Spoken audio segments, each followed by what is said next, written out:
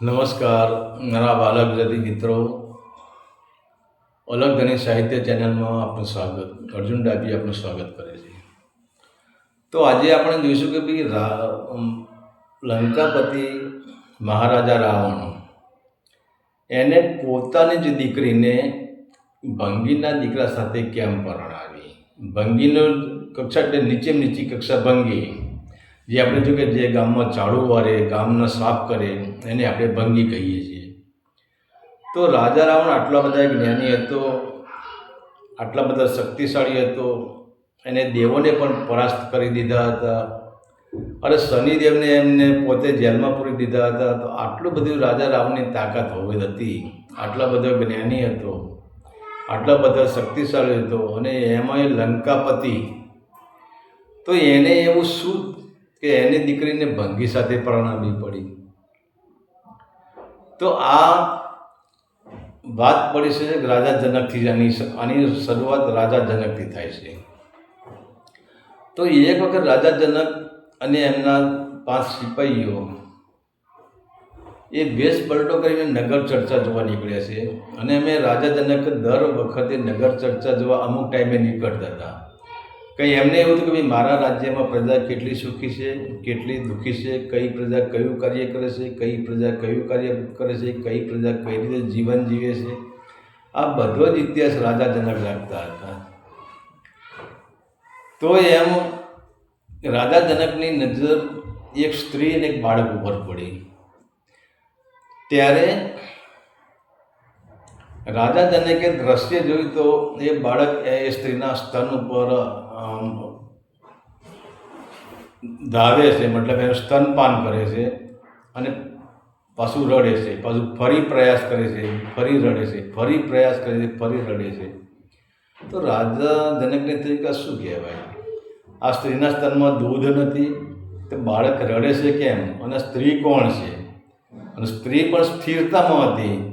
તો રાજા જનકને બધું કુતૂહલ જેવું લાગ્યું, અને આ જંગલમાં આવી જગ્યાએ આ સ્ત્રી આવી ક્યાંથી. તો આ દ્રશ્ય રાજા જનક જોઈ રહ્યા હતા, અને એટલામાં જ ત્યાં એ જ ગામની એક કન્યા નદીના કિનારે માથે પાણીની ગાગર લઈને, પાણીની હેલ લઈને પાણી ભરવા નીકળે છે. અને ત્યાં નીકળે છે એટલે એની નજર રાજા જનક ઉપર પડી. તો રાજા જનક જોઈ જ રહ્યા છે, એને આશ્ચર્યની આંખોથી જોઈ રહ્યા છે. એટલે સ્ત્રી ત્યાં આવી એટલે એમને કહ્યું કે તમે શું જુઓ છો. એટલે રાજા જનકે કીધું કે બેન, હું ક્યારનો જોઈ રહ્યો છું કે આ બાળક, આ નાનું બાળક એની માને સ્તનપાન કરે છે, પાછું રડે છે, પાછું સ્તનપાન કરે છે, પાછું રડે છે. આમાં કંઈ મને સમજાતું નથી. ત્યારે પેલી સ્ત્રીએ કીધું કે તમે કોણ છો. ત્યારે રાજા જનકે પોતાની ઓળખાણ આપી કે બેન, હું રાજા જનક છું. ત્યારે એ સ્ત્રીએ કહ્યું કે હે મહારાજા, હું પ્રતિવ્રતા નારી છું, હું સત્યવર્તી નારી છું, અને હું ત્રિકાળ જ્ઞાન જાણું છું. એટલે તમને હું એટલું કહું કે આ જે બાળક છે ને, એ લંકાપતિ રાવણનો જમાઈ બનશે, અને આનો જે જન્મ થશે એ ભંગીના ઘરે થશે. તો રાજા જનકને આ સ્ત્રીની વાતમાં કુતૂહલ લાગ્યું. એટલે રાજા જનકે વધારે પૂછવાનો જે આગ્રહ કર્યો, તો એ સ્ત્રીએ રાજા જનકને કીધું કે હે મહારાજા, મારી પાસે હવે સમય નથી, મારી પાસે મૃત્યુ નજીક આવી ગયું છે, મારે મરવાનો સમય થઈ ગયો છે. તો રાજા જનકે તમારે મરવાનો સમય કેવી રીતે થયો છે, મને સમજાવો. એટલે એ સ્ત્રીએ એ રજૂઆત કરી કે હે મહારાજા, હું આ નદીમાંથી પાણીની હેલ ભરીને, પાણીની ગાગર ભરીને મારા ઘરે જઈશ, અને એ પાણીથી હું મારા પતિને સ્નાન કરવા આપીશ, અને પછી હું ઘરમાં જઈશ તો મારા ઘરનો મોભારો તૂટી જશે, મારા ઘરની છત તૂટી જશે, અને એ મારા માથામાં પડશે, હું ત્યાં મરી જઈશ. તો રાજા જનકે તમે ત્રિકાળ જ્ઞાની છો, આટલું બધું જાણો છો, તો પછી મૃત્યુને કેમ રોકી શકતા નથી. ત્યારે એ સ્ત્રીએ બહુ સરસ જવાબ આપ્યો છે કે હે મહારાજા, વિધાતાએ જે લેખ લખ્યા, જે સમયે મૃત્યુનો સમય આપણો લખાઈ ગયો, એમાં આપણાથી કંઈ પણ આગુ પાછું થઈ શકે એવું નથી. આ બ્રહ્મા વિષ્ણુ અને મહેશ આવે તો પણ એમાં 1, 2 કે 5 મિનિટ વધારી શકે નહીં અને 1, 2, 5 મિનિટ કે ઓછી કરી શકે નહીં. સમય એટલે સમય, અને સમયે જવું જ પડે, એમાં કંઈ હરકસોગ હોય નહીં. તો વિધાતાને મંજૂર રાખવી પડે, પ્રકૃતિને મંજૂર રાખવી પડે, પરમાત્માના જે કાનૂન છે એને મંજૂર રાખવા પડે. રાજા જનકને થઈ ગયું શું કહેવાય સર. તો પછી આટલું બોલીને સ્ત્રી ત્યાં ઊભી રહી નથી, એ સીધી પાણી ભરવા ગઈ નદી કિનારે. અને નદી કિનારે પાણી ભરવા ગયા પછી એને પાણીની હેલ ઉપાડીને જ્યાંથી રાજા જનક હતા ત્યાંથી નીકળ્યા. તો પછી રાજા જનકને થયું, એના સિપાહીઓને રાજા જનકે કીધું એક કામ કરો, આપણે આના પાછળનો પીછો કરીએ, આની વાત કેટલી ટકા સાચી છે. તો હવે રાજા જનકને એના સિપાહીઓ સ્ત્રીનો પીછો કરે છે, અને જ્યાં એ સ્ત્રી એના ઘરે જાય છે ત્યાં અમુક ઝાડ હોય છે, એ ઝાડની ઓથ લઈને રાજા જનક ત્યાં ઊભા રહે છે અને જુએ છે કે અહીંયા શું બને છે. તો આ સ્ત્રી ઘરે જાય છે. ઘરે ગયા પછી એના પતિને માથેથી પાણીની હેલ ઉતારીને એના પતિને આપે છે કે લો તમે સ્નાન કરી લો.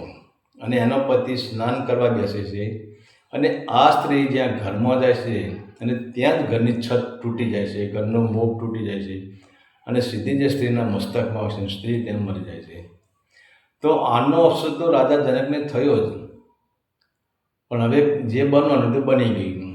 પછી રાજા જનક પોતાની જનકપુરીમાં જાય છે.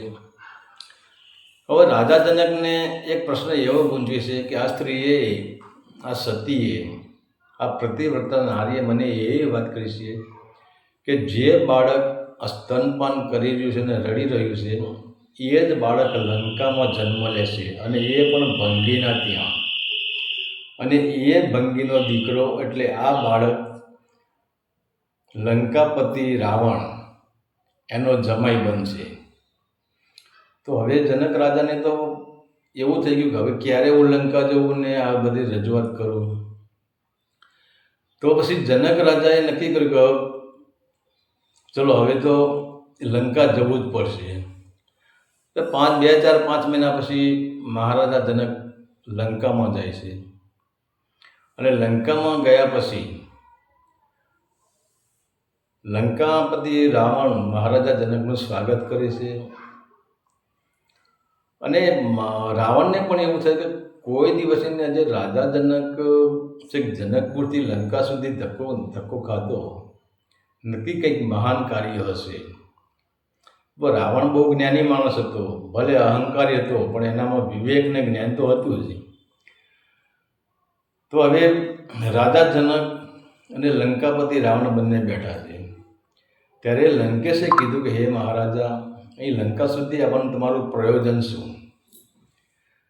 ત્યારે રાજા જનકે જે પેલી સ્ત્રીએ વાત કરી હતી, સતી સ્ત્રીએ વાત કરી હતી, એની રજૂઆત રાવણ પાસે કરી.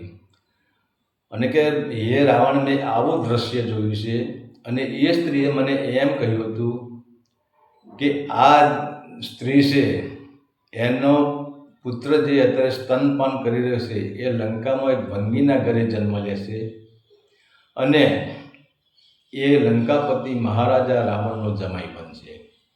અને લંકાપતિ રાવણ પોતે જ પોતાની દીકરીને ભંગીના દીકરા સાથે લગ્ન કરાવશે. હવે રાવણને પણ થઈ ગયું કે હવે શું કરવું. તો રાવણ કે કંઈ વાંધો નહીં, ચલો એ તો વિધાતામાં રાવણને એમ તો અહંકારી તો રાવણ હતો જ કે લેખમાં હું મેખ મારી દઈશ, એની તમે ચિંતા કરશો નહીં. હવે આ બાજુ એવું બને કે રાજા રાવણને ત્યાં દીકરીનો જન્મ થાય છે.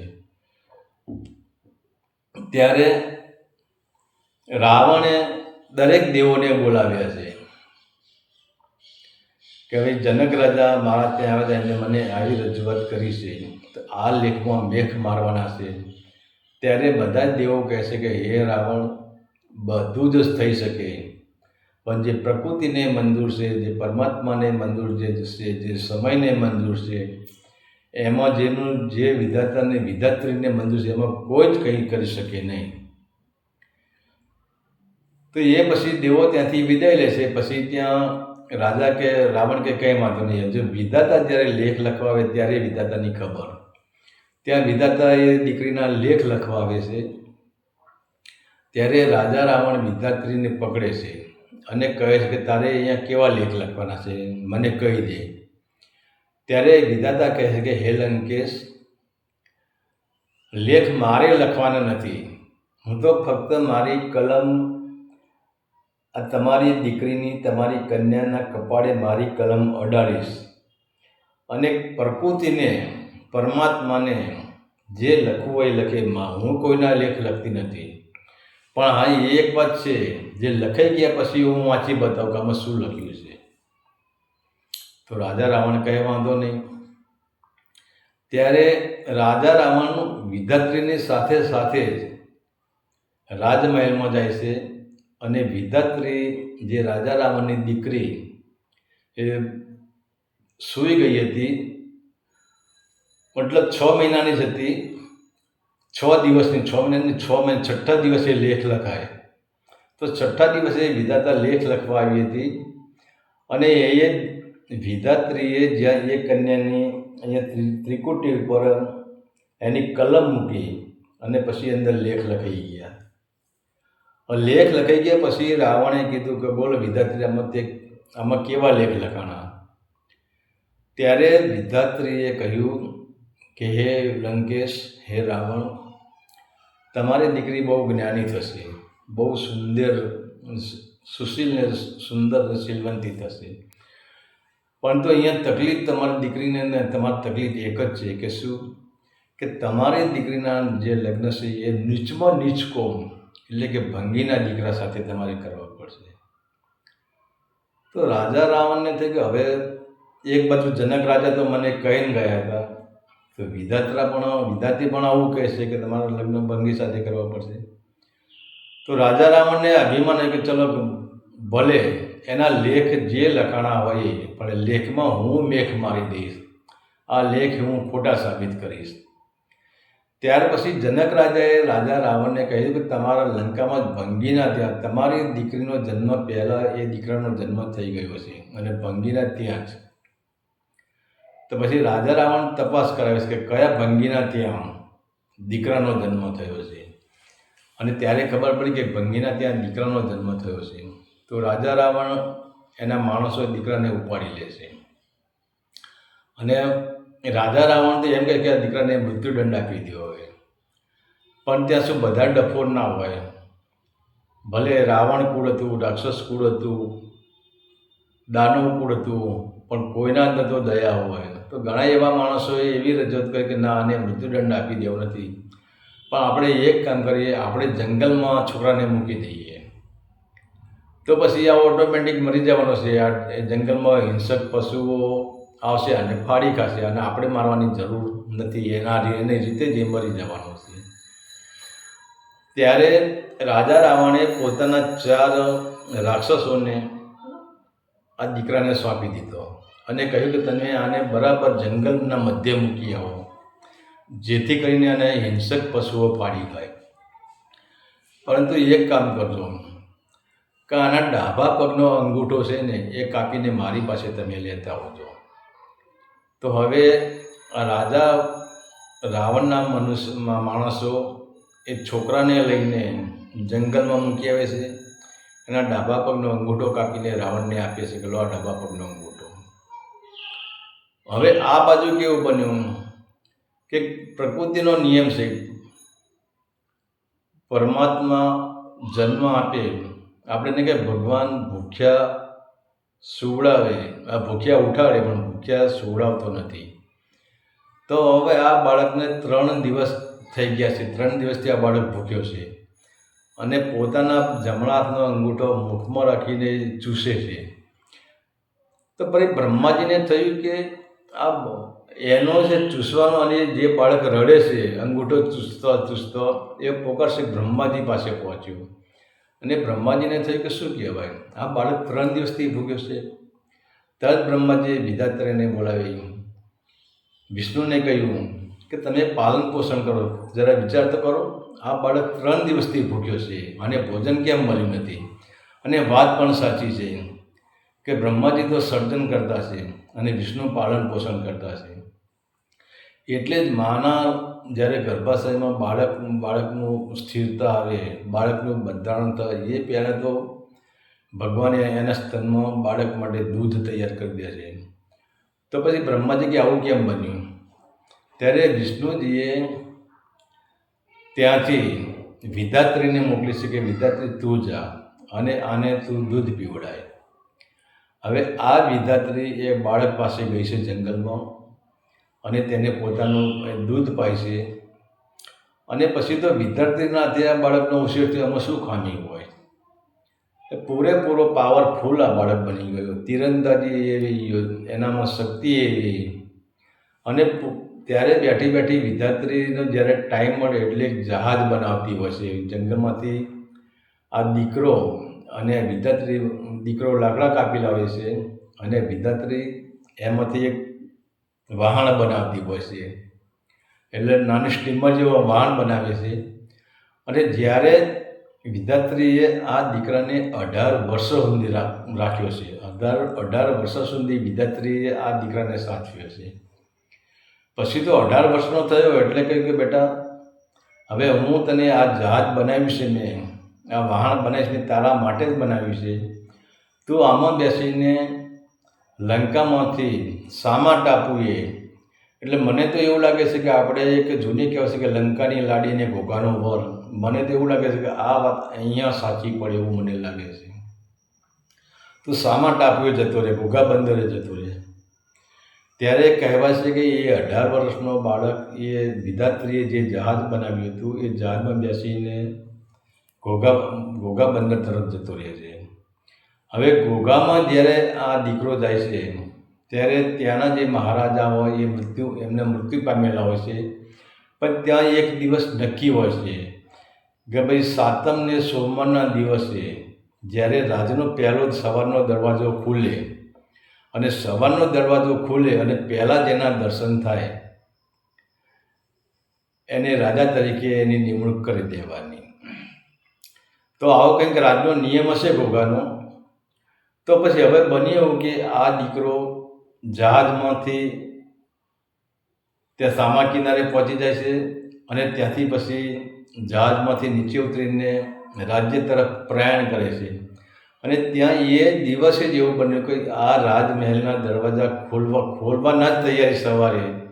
અને જ્યાં રાજમહેલનો દરવાજો ખુલે છે ત્યાં પહેલાં જ દર્શન એ રાજ્યની પ્રજાને આ દીકરાના અહીંયા દર્શન થાય છે. આ ભંગીનો દીકરો સામો મળે છે. એટલે ત્યાં રાજ્યની પ્રજાએ નક્કી કર્યું આ જ આપણા મહારાજા. ત્યાર પછી આ દીકરાને ગાદી પર બેસાડે છે. આપણે માની લો કે ઘોઘાના જ મહારાજા, એ ઘોઘાના મહારાજા તરીકે એ પ્રખ્યાત થઈ જાય છે. અને જ્યારે આ દીકરો રાજગાદી પર બેસે છે એના સંસ્કારો જોઈને એ રાજ્યની પ્રજા આ દીકરાનું નામ, એટલે કે એ રાજાનું નામ દેવગતિ નામ પાડે છે કે ભાઈ આજથી મહારાજાનું નામ દેવગતિ. તો હવે દેવગતિ તો તમે જો એટલો બધો સંસ્કારી બાળક હોય છે, એટલો બધો જ્ઞાની પુરુષ હોય છે, એટલો બધો શક્તિશાળી પુરુષ હોય છે. અને આને ચતુરાઈનો, આના ધર્મનો, આની બુદ્ધિનો, આની શક્તિનો, આની વિવેકનો ચારે બાજુ આની ચર્ચાઓ થવા માંડે છે કે આને જે દેવ રાજા છે એ મહાન રાજા છે, ધાર્મિક છે, આમ છે, તેમ છે, પ્રજાનું પાલનહાર છે, દયાળુ છે. અને આ વાત ઉઠતી શેખ લંકામાં આવે છે. ત્યારે રાવણના કાને આ વાત પડે છે. રાવણે એ વિચાર કર્યો કે જો આટલો બધો જ્ઞાની પુરુષ હોય અને એ પોતે સ્વયં પાછો મહારાજા હોય તો મારી દીકરી માટે સંબંધ ક્યાં ગોતવા જવાનો? હું મારા લગ્ન દીકરા સાથે જ કરી લઉં. ત્યાર પછી તો લંકેશ એટલે કે મહારાજા રાવણ એના માણસોને ત્યાં ઘોઘાના રાજ્યમાં મોકલે છે, એટલે કે દેવગતિના રાજ્યમાં મોકલે છે. અને દેવગતિ પોતે સિંહાસન પર બેઠેલા હોય છે અને રજૂઆત કરે છે કે ભાઈ મહારાજા રાવણ તમને જમાઈ તરીકે સ્વીકારવાની તૈયારી છે. અને તમારા લગ્ન એમની દીકરી સાથે કરાવવા તૈયાર છે. પરંતુ ત્યારે દેવગતિ કહે છે કે સ્વયં મહારાજા રાવણ આવે તો જ હું સ્વીકાર કરીશ. એ લોકો આવીને પછી રાવણને વાત કરે છે અને રાવણ પછી તો સ્વયં ત્યાં દેવગતિ પાસે જાય છે અને ત્યાં જઈને કહે છે કે મેં તમારી આવી ચર્ચાઓ સાંભળી છે, તો તમે મારા પર એક કામ કરો અને આમે તમે જો કે દીકરીના બાપને નીચું જ રહેવું પડે, ભલે રાવણ હોય કે બીજો કોઈ હોય. તો પછી દેવગતિ કહે કે મને મંજૂર છે. પછી રાજા રાવણને વિચાર કે આ લગ્ન ધામધૂમથી કરી લેવા છે. હવે રાજા રાવણને ક્યાં ટોટો હતો અને દેવગતિ પાસે અસંખ્ય ધન હતું, અસંખ્ય વૈભવ હતું. ધામધૂમથી એમના લગ્ન થાય છે. અને વિચાર તો કરો, રાજા રાવણે પોતાની દીકરીના લગ્નમાં દેવોને પણ કોઈ દેવો બાકી ના રહે, દરેક દેવો રાજા રાવણની દીકરીના લગ્નમાં હાજર છે. અને જ્યાં બરાબર આમ ચોરીના 4 ફેરા ફરી જાય છે અને જ્યારે દેવગતિ એટલે કે રાજા રાવણનો જમાઈ અને એની દીકરી બંને જ્યારે રાજા રાવણના આશીર્વાદ લેવા રાજા રાવણના ચરણ સ્પર્શ કરે છે, મંદોદરીના ચરણ સ્પર્શ કરે છે, તો રાજા રાવણ બંને પતિ પત્નીને આશીર્વાદ આપે છે કે તમારું કલ્યાણ થાઓ. મંદોદરી પણ આશીર્વાદ આપે છે. પછી આ દેવગતિએ અને રાવણની દીકરીએ જે દેવો હતા બધાના આશીર્વાદ લીધા છે. પરંતુ ત્યાં સ્વયં ભગવાન વિષ્ણુ પોતે હસવા લાગ્યા છે, બ્રહ્માજી પોતે હસવા લાગ્યા છે, શિવજી પોતે હસવા લાગ્યા છે. અને ત્યારે વિધાતામાં જે લેખ વિધાત્રી પણ ત્યાં હાજર જ હતા, એટલે એ પણ ત્યાં હસવા લાગ્યા છે. તો રાજા રાવણે કહ્યું કે તમે હસો છો કેમ? જોયું મારી શક્તિનું અભિમાન તમે જોયું? મેં મારી દીકરીને ઉચ્ચ કોટીના મહારાજા સાથે મેં લગ્ન કરી દીધા છે. અને વિધાત્રીને કહ્યું કે તમે મને શું કહેતા હતા કે તમારી દીકરીના લગ્ન એક ભંગીના દીકરા સાથે થશે. તો રાજા રાવણ કહે છે કે હે વિધાત્રી, તું જો, મહારાજા દેવગતિ સાથે મેં મારી દીકરીના લગ્ન કર્યા છે. ત્યારે વિધાતા કહે, હે રાવણ, મારે તો કંઈ જોવાની જરૂર નથી, તારી આંખ ખોલાઈને તમે પોતે જોઈ લો કે આ કોણનો દીકરો છે. તો રાજા રાવણ કે આ તો મહાસમ્રાટ રાજા છે. ત્યારે વિધાત્રી કહે છે કે મહાસમ્રાટ રાજા નથી. જો તમારો અહંકાર ઉતારવો હોય તો હું તમને એક નિશાની બતાવું. તમે જેને તમારો જમાઈ માનો છો એની હું તમને એક નિશાની બતાવું, પછી તો તમે સાચું માનશો કે આ ભંગીનો દીકરો છે. તો રાજા રાવણ કે એવી તો કઈ નિશાની છે? હવે રાજા રાવણને તો શું હતું કે પેલા છોકરાને વનમાં મૂકી આવ્યા એટલે એને તો જંગલી જાનવરે ફાડી ખાધો હશે. ત્યારે વિધાત્રી કહે છે કે હે રાવણ, જ્યારે તમે આ દીકરાને જંગલમાં મૂકવા ગયા ત્યારે તમે આની એક નિશાની તમારી પાસે રાખી છે અને એ નિશાની છે ડાબા પગનો અંગૂઠો. તો જરા એના પગમાંથી મોજડી કાઢીને જુઓ તો ખરા, અને ડાબા પગનો અંગૂઠો શેક નથી. અને ખરેખર રાજા રાવણે જ્યાં એ દેવગતિના કે એના જમાઈના ડાબા પગની મોજડી ખોલી અને જોયું તો એ અંગૂઠો જ નહોતો. ત્યારે પછી રાજા રાવણનો અહંકાર તૂટી જાય છે ત્યાં. અને રાજા રાવણ કહે છે કે હું મહાન નથી, મારી શક્તિ મહાન નથી, પ્રકૃતિ એ જ મહાન છે, વિધાતા એ જ મહાન છે, ભાગ્ય એ જ મહાન છે. અને ખરેખર આપણે જોઈએ કે ભાગ્યમાં જે લખાયું હોય એ જ બનીને રહે છે. તો આના કારણે, આ ભાગ્યના કારણે રાજા રાવણને પોતાની દીકરીને એક ભંગીના દીકરા સાથે લગ્ન કરવા પડ્યા.